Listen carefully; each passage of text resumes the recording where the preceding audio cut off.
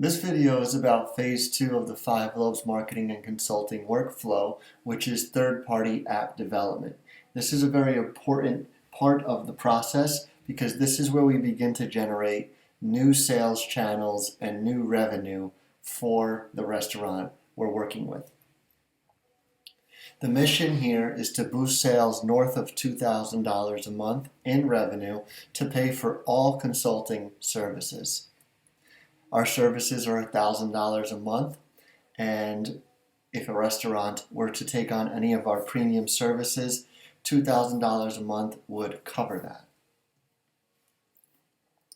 What's important going through this process is that we see a significant sales lift from a traceable and new sales channel that the restaurant hasn't seen before. And to be clear, a restaurant may have DoorDash already. I always use DoorDash because it's the best one to start with. They have the best onboarding process. They seem to get you online the quickest, and they just have the best customer service. But even if a restaurant has DoorDash already, we can still work with their platform and improve it probably 3x or more. If they're doing $500 a week on DoorDash, we could probably get them to $1,500 a week using our strategies. We also want to make sure that the restaurant is profiting because third-party commissions are very high. They range from about 30 to 50%. So we want to make sure the restaurant is increasing the pricing on their items to ensure they're still making a profit. We want to build upsells in the menu, such as upgraded sides or ensuring the customer has access to a good selection of drinks. Desserts are a fantastic upsell on there. We want to make sure these are immediately visible on our DoorDash store, which is something that is overlooked by a lot of restaurants.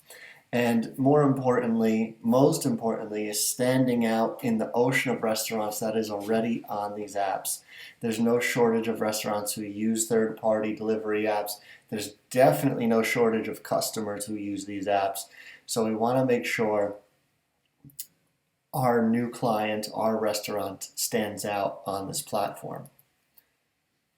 The plan is to get signed up with one third-party app, figure out the best-selling items in the restaurant, okay? And I say that because a restaurant may have 100 items on their menu, which is insanely large. We want to build a DoorDash store that is much more concise and has a mere fraction of that rather than listing all 100 items.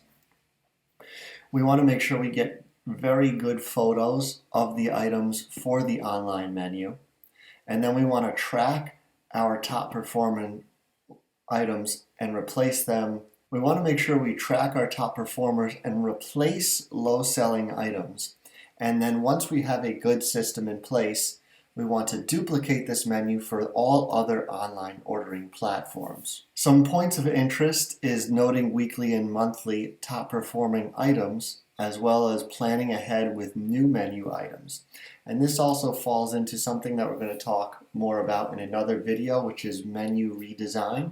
And something I like to do with my clients is build a monthly specials menu, not weekly, because there's a lot of upkeep involved with a weekly specials menu, but we do January specials, February specials, and we put that out for sale across all platforms. And at the end of the month, we go through, see what the lowest performing items were on the menu, delete those items from the digital menus, and replace them with top performers from the specials menu. And this ensures that the customer, the restaurant we're working with, sees recurring profit lifts, revenue lifts from menu items that we've helped them create while eliminating low performing items. Another key point is ensuring that the third-party procedure is clearly communicated to the team. It can be very frustrating for the team if DoorDash is just rolled out without letting the team know, hey, this is how it's going to work.